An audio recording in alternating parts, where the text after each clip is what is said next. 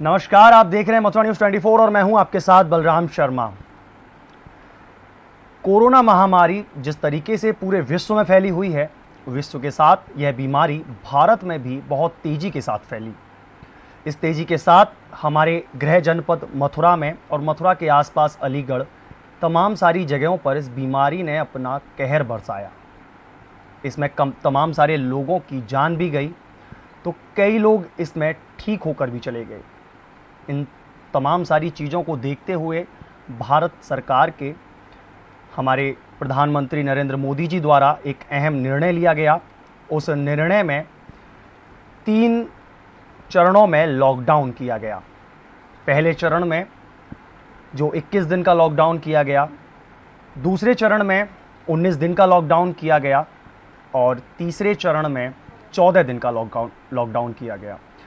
इन तमाम सारी चीज़ों को लेकर किस तरीके का रहा यह लॉकडाउन, अब चौथा जो चरण का लॉकडाउन प्रारंभ होने जा रहा है, क्या बदलाव उसमें करने चाहिए सरकार को, इन तमाम सारी चीज़ों को लेकर आज हमारे साथ हमारे अलीगढ़ के जो हमारे रिपोर्टर हैं विकास पांचाल जी हमारे साथ जुड़ चुके हैं। विकास जी, क्या है पूरा जिस तरीके से ये 3 चरण का लॉकडाउन वहाँ हुआ था, कुल कितने लोग पॉजिटिव पाए गए थे कोरोना से, कितने लोगों की जान गई है और कितने लोग ऐसे हैं जो कि ठीक होकर अपने घर पहुंच चुके हैं? जी, जिस तरीके से मैं आपको पूरा बता दूं कि सर, जिस तरीके से लॉकडाउन का पहले चरण में अलीगढ़ लगभग 20 दिन से ऊपर का समय बिल्कुल ग्रीन जोन में बिताया था, यानी कि पहला कोई भी ऐसा केस नहीं था जो अलीगढ़ में कोरोना पॉजिटिव हो।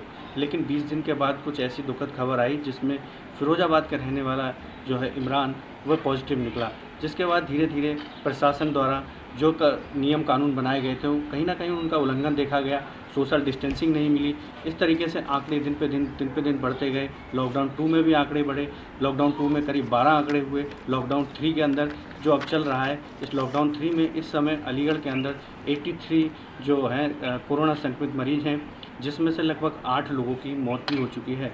कहीं ना कहीं प्रशासन बार बार लोगों को लॉकडाउन के नियमों के पालन के लिए कह रहा है, लेकिन लोग नहीं मानते हैं। बाज़ारों में भीड़ देखी जा रही है और प्रशासन सोशल डिस्टेंसिंग के लिए बिल्कुल नाकामयाब साबित हो रहा है।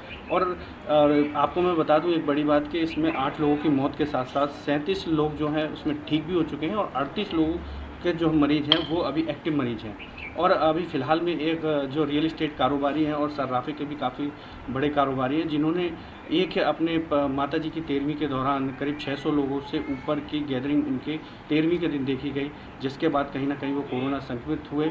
उनके कोरोना संक्रमित होने के बाद उनकी मृत्यु हो गई। मृत्यु होने के बाद उनके ही परिवार के करीब 9 लोग कोरोना पॉजिटिव हैं, जिसमें उनका परिवार, उनके पुत्र वधू और उनके दोनों बेटे इसमें मौजूद थे। अब कहीं ना कहीं उन्होंने ये एक जमात वाला काम कर दिया है यहाँ पर, और धीरे धीरे बताते हैं उनके भाई भी संक्रमित हुए हैं जो हरिद्वारगंज में। जी मनीष जी, विकास जी, जिस तरीके से आपके क्षेत्र में जो हॉटस्पॉट एरियाज़ बनाए गए थे, कितनी संख्या थी इन हॉटस्पॉट एरियाओं की और अब तक कितने उनको रिलीव कर दिया गया है? मैं आपको बता दूं कि अलीगढ़ में लगभग 5 हॉटस्पॉट थे, जिसमें 2 हॉटस्पॉट ख़त्म हो चुके हैं और 3 हॉटस्पॉट्स भी हैं।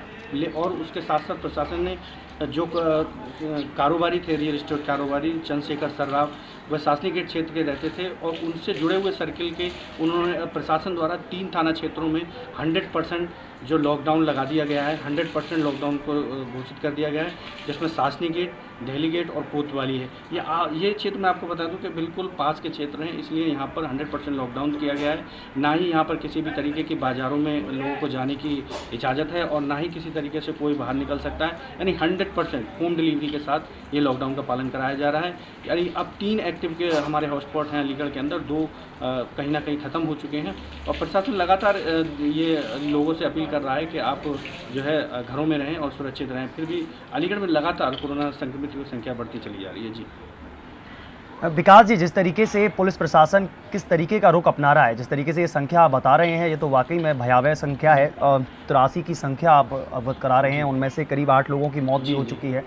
हॉटस्पॉट एरियाज़ भी काफ़ी बना दिए हैं। जी, मैं आपको तो क्या एक चीज़ और बता दूं, इसमें जो मरने वाले हैं उसमें 3 बड़े कारोबारी भी हैं। एक दवा कारोबारी है और एक सर्राफे का जो चंद्रशेखर सर्राफ, वो खुद ही मंडल में बहुत बड़े कारोबारी थे, उनकी भी मृत्यु हो चुकी है। बताया जाता है कि उन्हें पूरा 14 दिन का उन्होंने टाइम जो है अपने घर में बिता दिया और कहीं ना कहीं पूरा परिवार संक्रमित हुआ और एक फफाली का दवा कारोबारी है उसकी भी मृत्यु हो गई थी।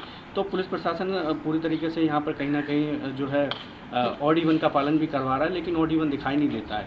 सुबह से ही आप देख सकते हैं कि बाज़ारों में भीड़ रहती है और लोग सोशल डिस्टेंसिंग का पालन नहीं कर रहे हैं और आए दिन अब लोगों में ये भी डर हो चुका है कि जो चंद्रशेखर सर्राफ कारोबारी थे उनके जो 13वीं में काफ़ी आला अधिकारी और बड़े बड़े लोग और कहीं ना कहीं पत्रकार भी उसमें शामिल थे और जिसके बाद अब लोगों में पत्रकारों में भी इसका पैदा हो चुका है। बड़ा भयभीत स्थिति अलीगढ़ की। जी बहुत बहुत धन्यवाद। तो इस तरीके से हमारे साथ रहे हमारे अलीगढ़ के संवाददाता विकास पांचाल जी, तमाम सारी जानकारियां दी। अब हमारे संवाददाता बलदेव से जुड़ चुके हैं, राजेश डब्बू जी हमारे साथ जुड़ चुके हैं। राजेश जी, क्या है पूरा मामला, किस तरीके से रहा ये 3 चरणों का लॉकडाउन? ऐसा है बलराम जी, मैं आपको बता दूं कि अभी तक जो चरण रहे वो काफ़ी अच्छे रहे, लेकिन सबसे बुरी बात यह है कि बलदेव से ही पहला पॉजिटिव केस पाया गया था मथुरा जनपद का, जो कि हॉटस्पॉट घोषित किया गया था। उसके बाद फिर जब वो हॉटस्पॉट ख़त्म हो गया है और अभी तक बलदेव में कोई स्थिति बिल्कुल सामान्य चल रही थी, लेकिन आज ही गोकुल में एक नया केस निकल के आया है।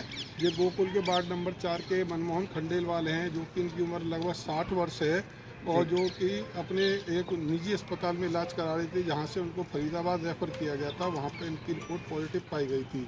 जैसे ही इसकी सूचना स्वास्थ्य विभाग को मिली, स्वास्थ्य विभाग की टीम तुरंत हरकत में आई। हरकत में आती उनको जाके पूरे उनके घर के परिवार के जो 5 सदस्य थे उनको क्वारंटाइन के लिए भेजा गया। वहीं 3 सदस्यों को होम क्वारंटाइन किया गया है। बताया जा रहा है कि जो इनको बीमारी के पहले निजी अस्पताल मथुरा में है, एक सुंदरम हॉस्पिटल, वहाँ भर्ती रहे। वहाँ से फिर इनको भेजा गया था फरीदाबाद, जहाँ पर इनकी 14 तारीख को पॉजिटिव रिपोर्ट आई गई थी। उसके बाद यहाँ पर एसडीएम महावन जगत प्रदेश और सीओ महावन विनय सिंह चौहान ने भ्रमण किया। स्वास्थ्य विभाग की टीम डॉक्टर विजय सिसोदिया के नेतृत्व में यहाँ पर आई। वहाँ में उन्होंने पूरा सर्वे किया और एसडीएम साहब द्वारा इसको हॉटस्पॉट घोषित किया गया है। उनका कहना है कि यदि यहाँ पर 21 दिन तक कोई केस पॉजिटिव नहीं पाया जाता, उसके बाद ही इसको हॉटस्पॉट से हटाया जाएगा।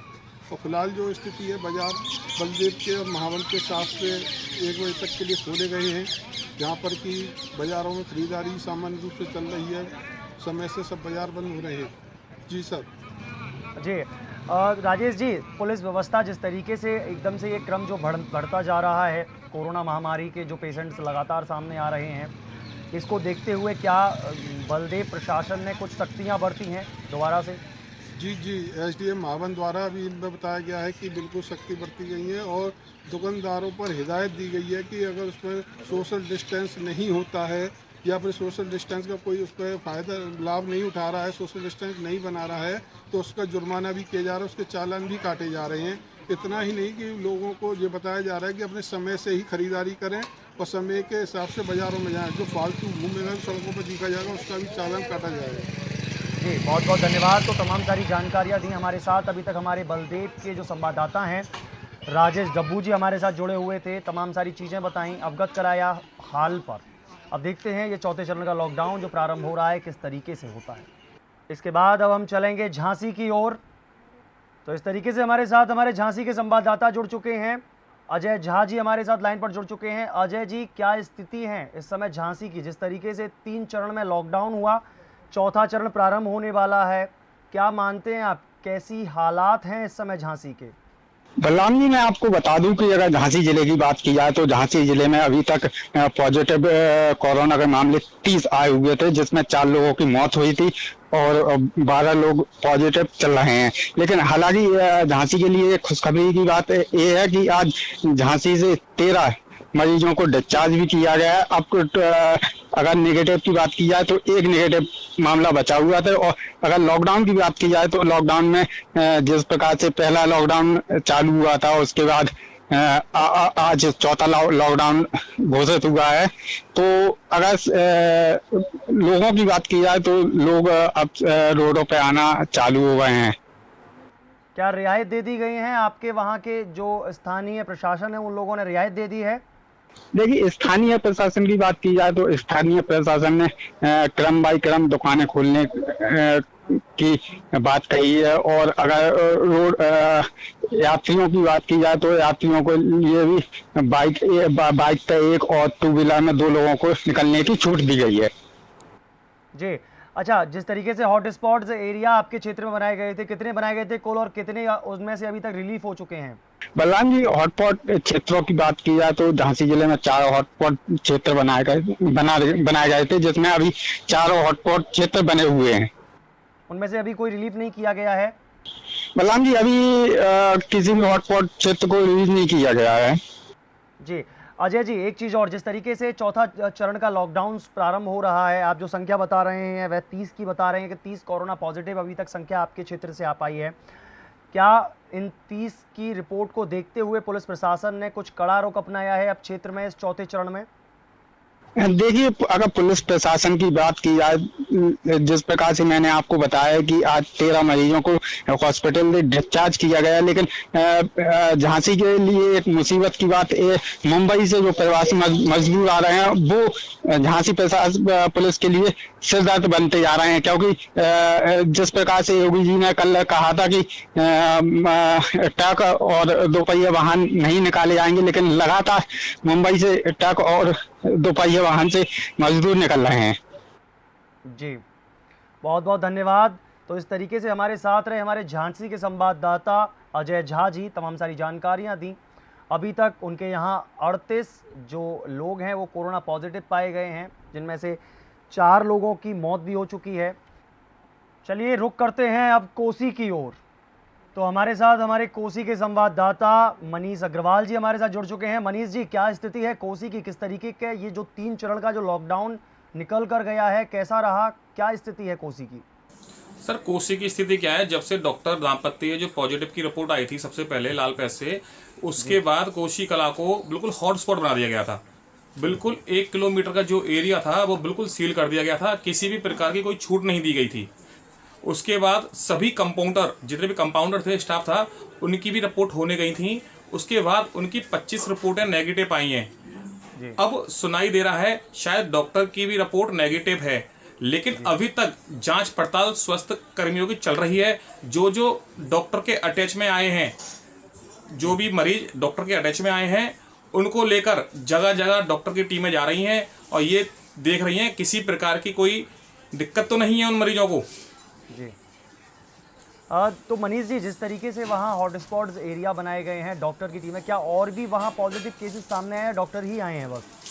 नहीं, ऐसा कुछ नहीं है। सिर्फ डॉक्टर अनुराग और उनकी मिसेज सीमा डॉक्टर की रिपोर्ट यहाँ से गई थी, वो पॉजिटिव थी, लेकिन अब सुनाई में दे रहा है वो रिपोर्ट जो है वो नेगेटिव है।